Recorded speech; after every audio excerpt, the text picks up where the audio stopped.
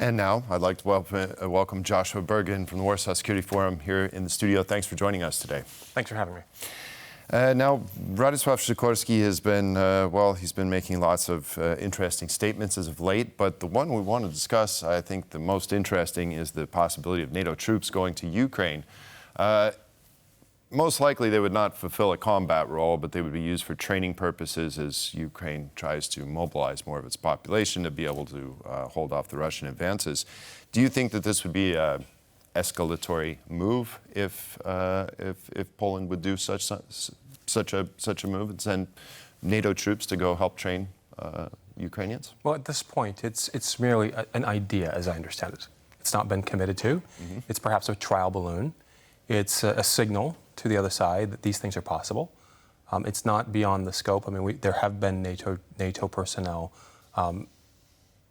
in Ukraine for a long while, certainly before the war, and even now there's certainly some advisors. Again, not taking proactive role in combat, but nevertheless, there's training capacity that's taking place quite a bit. So I don't see it as being a massive step forward, but certainly a signal to the other side just how committed Poland is, and perhaps how committed NATO is more generally to containing the conflict to Ukraine and not allowing it to spread. Mm-hmm. Well, thank you for that. And you said that there's been troops in Ukraine so far, but in a more of an advisory role. We were thinking about the sort of gossips that were circulating a couple of months ago when it was announced that maybe potentially there were French troops from the Foreign Legion. So do you think these were just wild rumors, or was there any substance behind that? The notion of the French, I mean, certainly members of the Foreign Legion have been there for some time, since certainly the beginning. We don't have to do much internet research to see reserve troops in the United States at the state level that have been embedded in training Ukraine that go back well over a decade. So it's not an uncommon or unknown thing for foreign nation states to have personnel. Let's not call them troops because that sort of implies direct combat, but certainly personnel with military experience, backing, etc., providing support to the Ukrainians on at the very least a training side. We have nothing to this point which has foreign nation participants from their official militaries engaged in active combat. And I don't see that changing in the near term. Right. We do have lots of volunteers. Again, this is not the same as nation-state engagement. I mean, the notion that individuals coming from either U.S. forces or the French Foreign Legion or, Georgians, Belarusians, others that are sort of committed to restraining the Russians in their offensive toward Ukraine, that makes a lot of sense. But there's none, to my knowledge, that are engaged in an official capacity in combat operations. Right. There was also an idea floated for F-16 pilots to volunteer for the Ukraine's armed forces as a way of quickly being able to utilize the F-16 system. Do you think that would have negative effects as far as Russia is concerned, escalatory? Volunteers are volunteers. Mm-hmm. I mean, if a nation state is putting them there, certainly they could make those arguments. But frankly speaking, let's face it, Russia's engaged in what it believes to be a conflict of civilizations. It's not simply Ukraine. It's activities in Austria. It's activities in Southern Europe. It's political manipulations. It's corruption, bribing officials.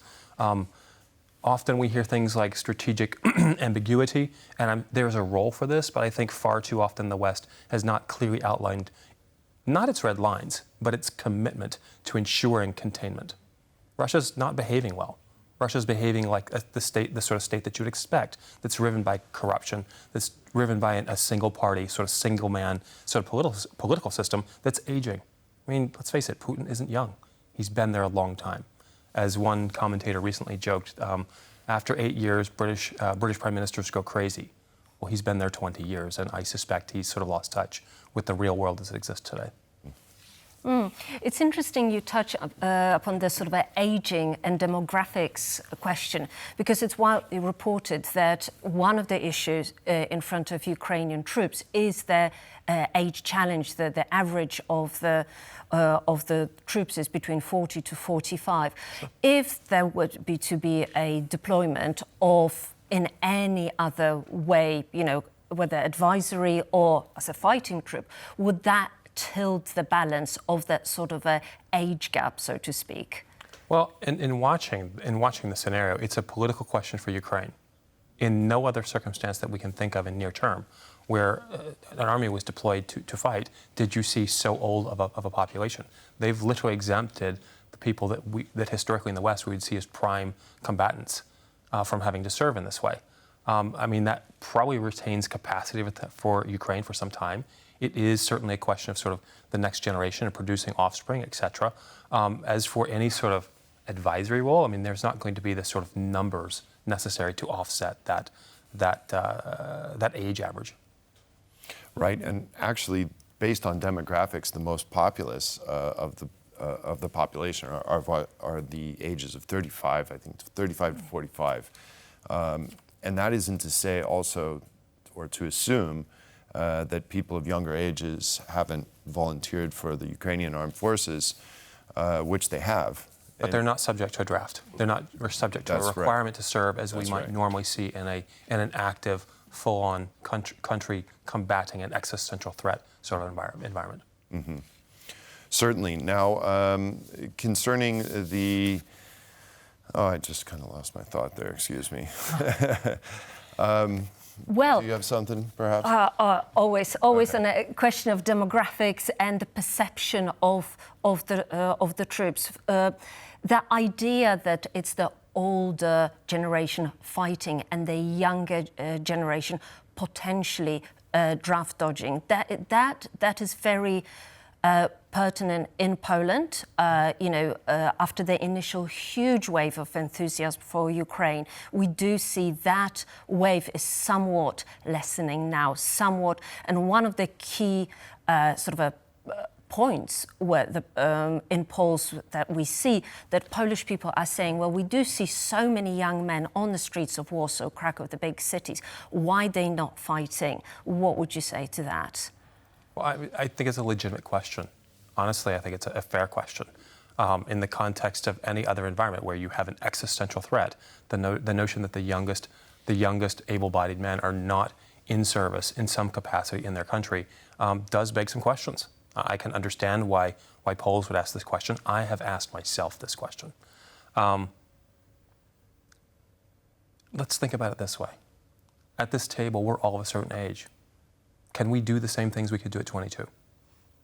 And if we apply this to military personnel, somebody who's 35 to 45 is simply not going to have the stamina as someone from 18 to 24. This is a simple reality. And again, perhaps there's a strategic reason for this, perhaps it's a political reason, I suspect a bit of both, but at this point, Ukraine clearly is not requiring that age group to serve. In no place to, I mean, there's always some that are willing to volunteer, but the notion of a draft, it is what it is. It's the notion that the state is compelling, typically men, but men to go into service and risk their life to potentially even die for their country. And nobody necessarily enjoys this, but it's the nature of how nation states operate and how wars are fought. And it is certainly a question mark as to why Ukraine is exempted that historically viewed as an ideal populace to serve on the front lines of combat. Well, I think we're going to see changes in that policy in the months ahead, at least I according suspect to you're right. some There's of a lot of people I've signals talked to, yes. Now, concerning missile defense, NATO has a lot of it. We could theoretically shoot down missiles from Polish airspace, from Polish territory, over Ukrainian territory.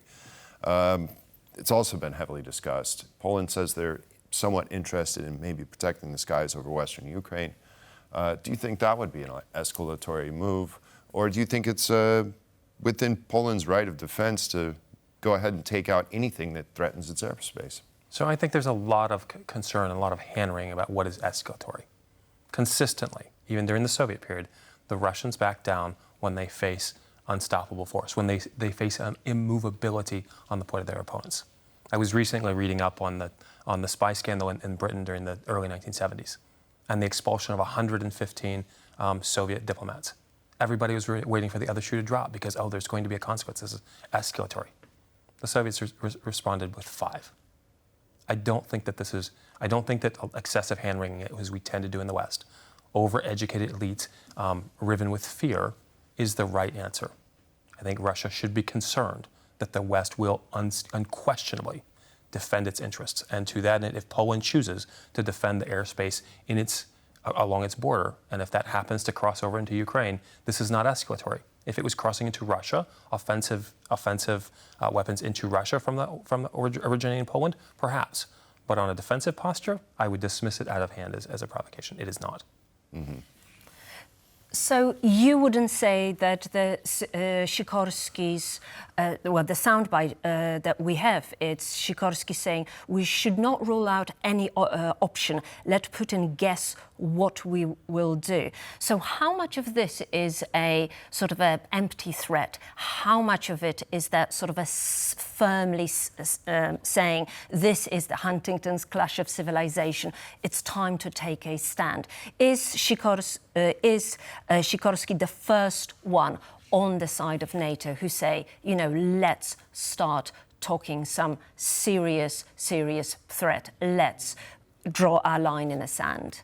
So I don't want to attempt to put words in the foreign minister's mouth, nor do I want to attempt to interpret exactly what he means. I will, however, say that I generally agree with the notion that let's stop talking and let's start doing in a way that causes Russia to not understand our every move, our every action played out in the media weeks or months ahead. They can be surprised. And I don't mean surprised to the point where, again, Western weapons are landing and originating out of Western territory into Russia, but certainly combating what is a civilizational threat is one that doesn't require that we signal every single action. If they end up having to react, good. I mean, we don't want them to know everything that's happening. Certainly, they're not signaling to us when they overran, the Austrian security intelligence agencies. Certainly, they're not signaling to us when they're making Western countries dependent on oil and gas, with the full notion they would potentially turn off the switch at some point. They're not signaling to us all the activities that they're doing abroad that are nefarious. Why should the West signal to them everything we're planning to do? Yeah, very, very well put. Thank you so much for that. Yes, Joshua Burgin from the Warsaw Security Forum, thank you very much for joining us today here in the studio. We appreciate it. Thanks for having me.